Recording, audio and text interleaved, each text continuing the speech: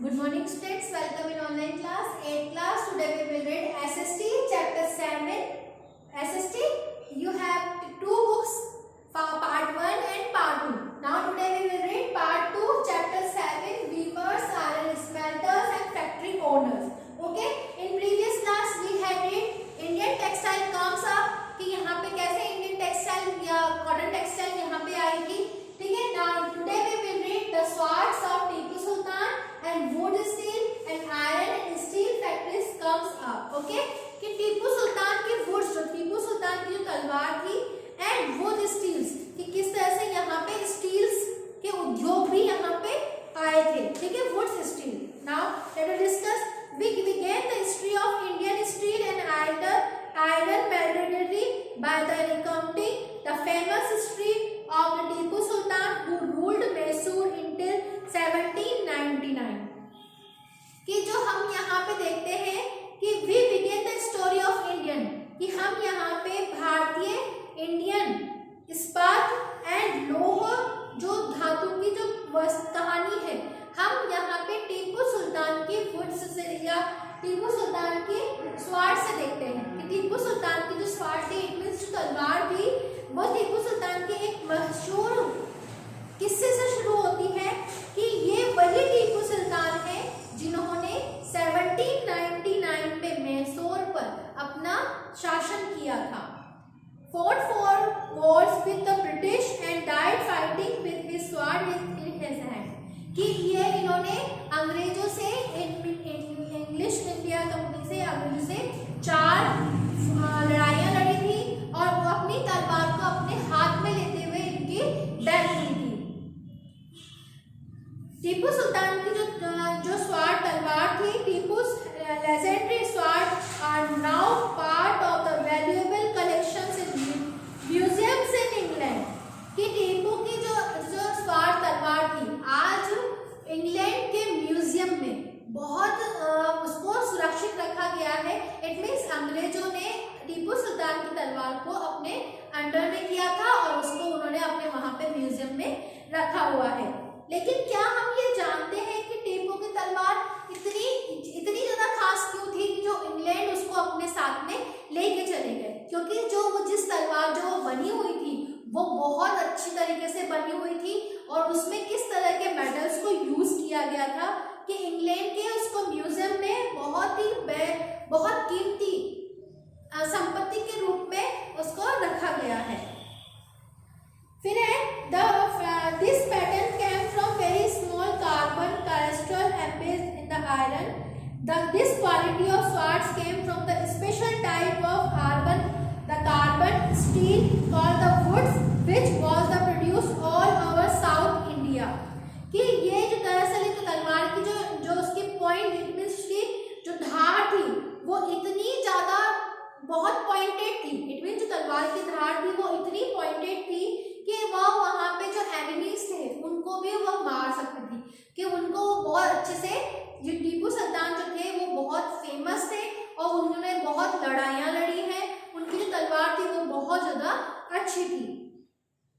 और इस तलवार की जो ये थी कार्बन, इसकी गुण अधिक मात्रा वाली थी जिसको वुड स्टील के नाम से जाना जाता है और ये पूरे दक्षिण भारत में भी बहुत फेमस है. Okay,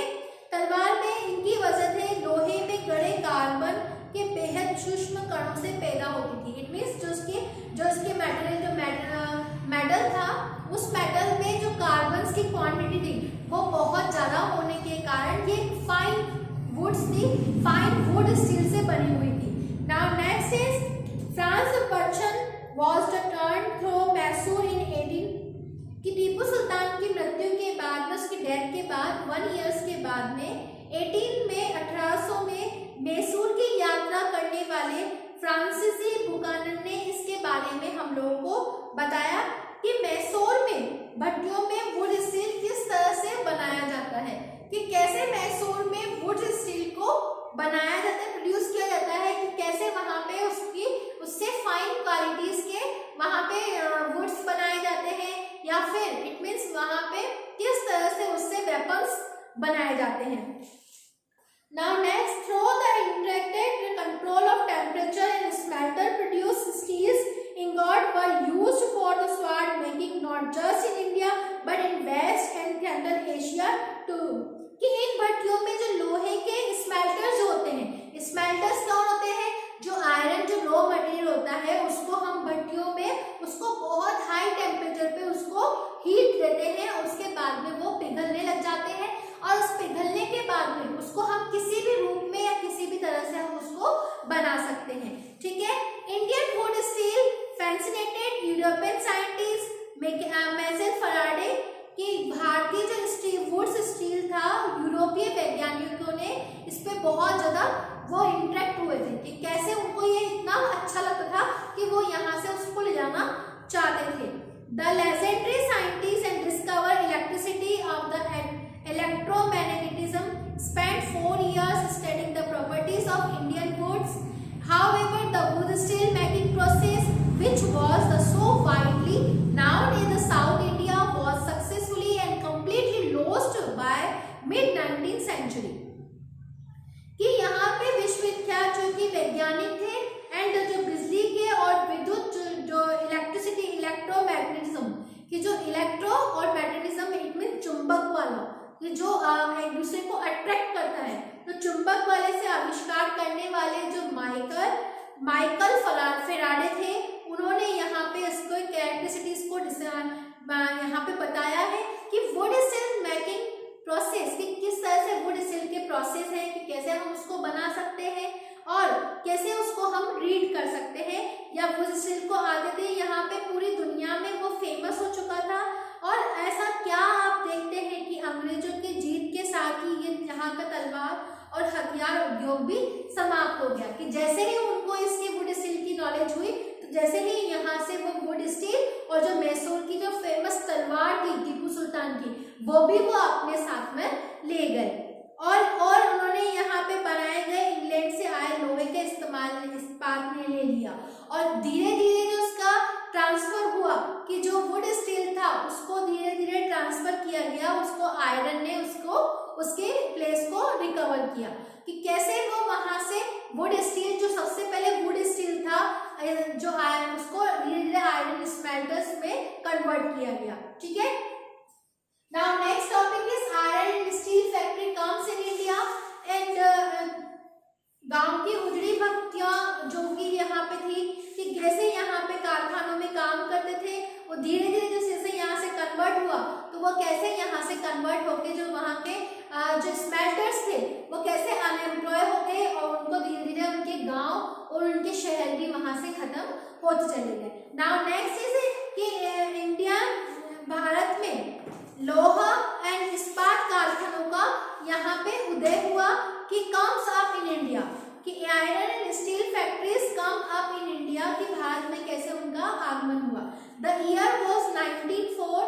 in the hot month of April कि ये जो 1904 की बात है and in the hot month of April कि ये अप्रैल के सबसे गर्म दिन था। चार्ल्स वेल्ड जो थे and American geologist Dorabji Tata Jamshedji Tata और बेटे दोराबजी टाटा छत्तीसगढ़ में eldest son of the Jamshedji Tata कि जमशेदजी के टाटा के बेटे दोराबजी टाटा जो थे उन्होंने यहाँ पे जो यहाँ सर्च ऑफ द आयरन और डिपॉजिट्स कि इन्होंने यहाँ पर लौह अयस्क के बहुत सारे डिपॉजिट्स को सर्च किया, भंडारों को सर्च किया। They had spent many months of the costly venture looking for sources of good iron ore to set up a modern iron and steel plant in India कि उन्होंने वो भारत में एक मॉडर्न आयरन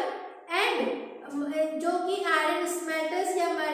मॉडर्न जो technique थे उनको यहाँ पे यूज करना चाहते थे और उन्होंने यहाँ पे उस महीने में बहुत सारे खोज की कि कैसे उनके ऊपर उन्होंने बहुत पैसे को इन्वेस्ट भी किया कि उन्होंने उन आयरन और स्टील फैक्ट्रीज को लगाने के लिए उन्होंने वहां पे उस महीने में उसको बहुत खोजा और बहुत गर्मी का दिन था तो उन्होंने उसको खोजने के लिए उन्होंने उसमें पैसे भी बहुत इन्वेस्ट किए। Jamshedji Tata had decided to spend a large part of the fortune to build a big iron and steel industry in India कि जमशेदजी टाटा जो भारत में, इंडिया में बहुत बड़ा आयरन एंड स्टील कारखाना लगाने के लिए अपनी संपत्ति का बहुत बड़ा भाग जो पार्ट्स था उसको खर्च करना चाहते थे। Another one day after traveling for many hours in forest, well the Dorabaji come up upon a small place and found a group of men and women carrying basket loads of iron ore। कि एक दिन कई घंटे तक जंगलों में घूमने के बाद में, छानने के बाद में वेल और दोराबाजी एक छोटे से गांव से होकर निकलते हैं और उन्होंने वहां देखा कि कैसे वहां के जो मेन एंड वुमेन्स थे वो अपनी बास्केट्स में बहुत सारा आयरन और लोहे को लेकर जा रहे थे। When asked where they had found the iron ore, और ये जो थे, ये जो आग्रियास थे, आग्रियास समुदाय के कम्युनिटीज के लोग थे जो मेन एंड वुमेन्स थे, अपने बास्केट्स में जो आयरन को होल्ड करके ले जा रहे थे, तो वो उनको आंग्रियास कम्युनिटीज कहा जाता था कि वो आंग्रियास जाति के लोग थे। And when asked when they had found the iron ore, जब उनसे पूछा गया कि ये कहाँ से लाए हैं, तो उन्होंने बहुत दूर well the Dorabaji healed after an exciting dark deer dense forest, तो उन्होंने अपनी उंगली से उन्होंने उस पहाड़ी की तरफ इशारा किया और वो दोराबाजी जंगलों से होते हुए काफी देर बाद थककर जब उस पहाड़ी पर पहुंचते हैं तो उन्होंने वेल्ड ने बताया कि जिस चीज की उनको तलाश थी वो उनको मिल गई थी। इट मीन्स उनको आयरन एंड स्टील्स के फैक्ट्रीज या उनके माइंस उनको मिल गई थी। Rajhara hills had one of the finest oil in the world, कि विश्व की राजहारा जो कि सबसे अच्छी फाइनेस्ट मीन्स हिल्स है, कि जहाँ पे राजहारा जो पहाड़ियां हैं दुनिया के सबसे अच्छे किस्म के आयरन एंड स्टील्स यहाँ पर के इनके स्टोरेज हैं, ठीक है। But there was problem, but एक समस्या थी कि the reason was dry and water necessary for running the factory, कि ये जो क्षेत्र था, जो रीजन था, क्षेत्र था, वो बहुत सूखा था और इन कारखानों को चलाने के लिए आसपास कहीं पर पानी भी नहीं था। Was not be found. The Tatas had continued their search for a more suitable place to set up their factory. Tata जो थे वो कारखाना फैक्ट्रीज लगाने के लिए सबसे अच्छी मोस्ट सुटेबल प्लेस कि वो सर्च कर रहे थे कि वहां पे उनको अच्छे से अच्छा स्थान मिल सके जहां पे वो फैक्ट्रीज को डेवलप कर सके। However, the Angarias had been discovery of source of iron ore the would later supply the Bihari steel plant, कि आंग्रिया समुदाय के लोगों ने उनको वुड आयरन ओर ढूंढने में जो उनको मदद की थी, जहां से उन्होंने भिलाई स्टील प्लांट की संयंत्र को आपूर्ति की थी। इट मीन्स उन्होंने भिलाई स्टील प्लांट वहां पे डेवलप किया था। A few years later, a large area forest was cleared on the banks of river Subarnarekha, कि सुवर्णरेखा नदी के तट पर बहुत सारे फॉरेस्ट को उन्होंने साफ करके वहां पे फैक्ट्रीज बनाए और अब फैक्ट्रीज एंड जमशेदपुर टाउनशिप, कि इन्होंने यहाँ पे इस स्थान को, इस शहर को उन्होंने जमशेदपुर नाम दिया, कि जो उन्होंने समुद्र रेखा नदी के तट पर जो उन्होंने एक क्षेत्र फैक्ट्रीज डेवलप की थी, बाद में उन्होंने उस जगह को जमशेदपुर नाम दिया। And here was a water near iron ore deposit, और इस शहर के इस स्थान के पास में निकट में ही पानी भी उपलब्ध था। इट मीन्स पानी भी यहाँ पर था, जिसके कारण उन्होंने यहाँ पे फैक्ट्रीज को सेटअप किया। The Tata iron and steel company TISCO, Tata iron and steel company जिसका शॉर्ट नेम है TISCO that come up began producing steel in 1912, कि टिस्को की स्थापना जो यहाँ पे 1912 में की गई थी और TISCO was set up at the opportune time, कि टिस्को की स्थापना बहुत सही समय पे हुई थी। Although the late 19th century India was importing steel that was the manufactured in Britain, कि यहाँ पे 19वीं सदी में, कि यहाँ भारत में आमतौर पर ब्रिटेन में बने स्टील का ही आयात होता था, लेकिन भारत में अब रेलवे की वजह से कि विस्तार, जिस तरह से यहाँ पे रेलवे के लिए डेवलपमेंट हो रहा था, रेलवे का भी इन्वेंशन हो रहा था, तो वहाँ पे पटरियों को बनाने के लिए आयरन की बहुत डिमांड हो रही थी। और उसी समय पे यहाँ पे अंग्रेज के जो मानने कि भारत में भी एक श्रेष्ठ इस्पात का निर्माण संभव है। कि जो इंग्लैंड वाले थे या इंग्लैंड जो ट्रेडर्स थे वो इस बात पे बिलीव ही नहीं कर रहे थे कि यहाँ इंडिया में भी एक बेस्ट या बेटर क्वालिटी का आयरन और या स्टील यहाँ पे मिल सकता है, क्योंकि वो तो यही सोचते थे कि बाहर से वो यहाँ पे कोई चीज को भेजे ताकि यहाँ से वो अधिक से अधिक पैसे को कमाए और वह अपने आप को और डेवलप करते जाए। तो वो इस चीज पे बिलीव नहीं कर रहे थे कि यहाँ पर भी बेस्ट या बेटर क्वालिटी का आयरन और या स्टील यहाँ पर मिल सकता है। नाउ नेक्स्ट इज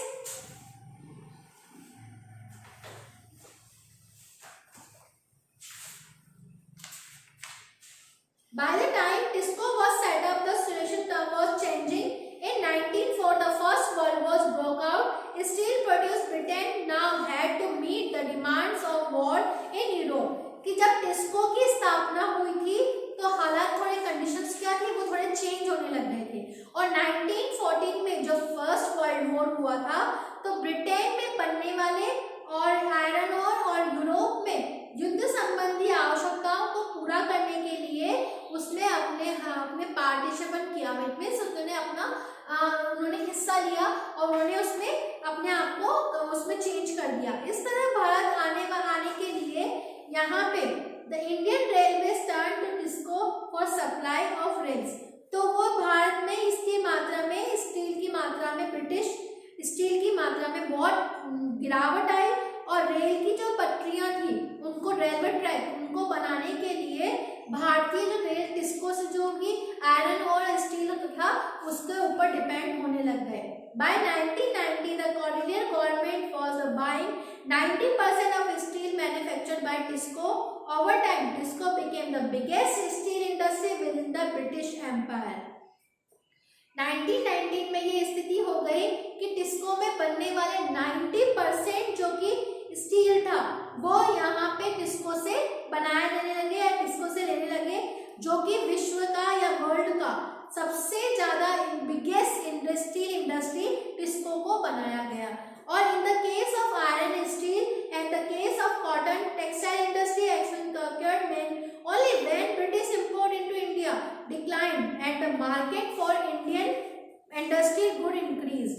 कि सूती कपड़े में हो या आयरन ओर में हो या स्टील में हो, यहाँ पे तभी से शुरू होने लग गया था कि जैसे ही यहाँ पे जब इंडिया में उस चीज को प्रोड्यूस करने लगे तो ऑटोमेटिकली ब्रिटिश जो थे प्रोडक्ट्स की रेट डिक्रीज होने लग गई और इंडियन प्रोडक्ट्स की रेट इंक्रीज होने लग गई थी। This happened during the first world war and after as a nationalist movement developed and the industry class became stronger, the demand for the government protections became louder, struggling to retain its control over India. The British government had to concede many of these demands in the last decades of the colonial rule। कि जब ये बदलाव first world war के बाद देखने को मिले तो यहाँ पे जो नेशनलिस्ट मूवमेंट हुए एंड यहाँ पे और ज़्यादा इंक्रीज पॉपुलर प्रोटेक्शन और गवर्नमेंट डिमांड की बढ़ने लग गई और यहाँ पे और वो स्ट्रॉन्गर होते चले गए और यहाँ पे भारत पर अपना नियंत्रण बनाए रखने के लिए ब्रिटिश गवर्नमेंट जो थे उन्होंने आखिरी तक बहुत सारी मांगे माननी पड़ी थी कि हमारे यहाँ पे इन वर्क को करने के लिए जो ब्रिटिश गवर्नमेंट थी उनको हमारी काफ़ी सारी मांगों को मानना पड़ा था, क्योंकि वो हमारे यहाँ से बहुत सारे प्रोडक्ट को जो यहाँ से लेके जाते थे उनको वो प्रोडक्ट चाहिए थे, तो उन प्रोडक्ट को वो अपनी डिमांड्स को पूरा करने के लिए उन्होंने हमारी काफ़ी सारी डिमांड्स को पूरा किया और उस तरह से यहाँ पे बहुत सारे चेंजेस हर चीज़ में देखने को मिले। Now your topic is clear, now your chapter is over.